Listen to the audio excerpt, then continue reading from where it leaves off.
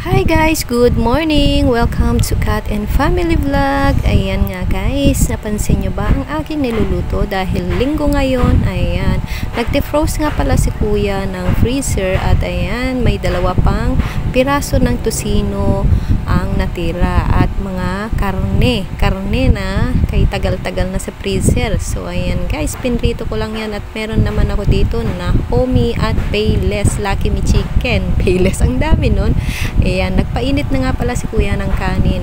At syempre, ayan, meron din yung hito na tira namin kagabi. Ayan, adobong gata.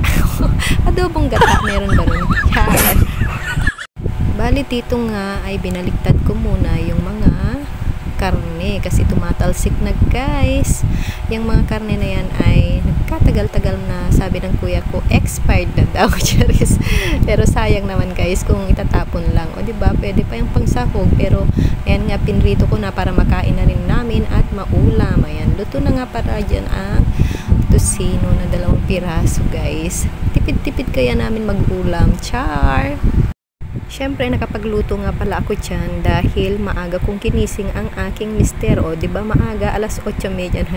Tingnan nyo naman guys yung nilagay kong noodles. May kasama palang oil yun guys. Ayan, nilagay ko na yung noodles natin sa kumukulo at hindi pa kumukulong tubig. Char! Ganyan kasi ako magluto guys. Kahit hindi pa nakulo yung tubig ay nilalagay ko na yung noodles. Ako lang ba yung ganito?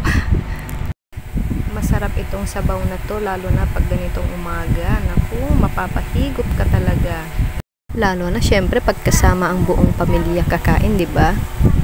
Syempre, mas masarap pa yan paglalagyan natin ng itlog. Ayan, nilagyan ko na nga pala ng itlog. So, ayan, kirog-kirog, i-mix-mix ko na lang yan guys para madurog yung itlog, para walang magsasabi na akin yung itlog. Ganyan, gusto niya kasi buo. So, ayan guys, habang ako'y nagluto, ayan guys, yung mga tsunakis ko at yung bunso guys na kay papa niya guys. Bali, naglaro muna ng billiard ang mga tsunakis ko at yung anak ko, iritado na nga pala. Siguro ng sobrang init. At syempre, after magluto, ayan, nakain na. Thank you Lord!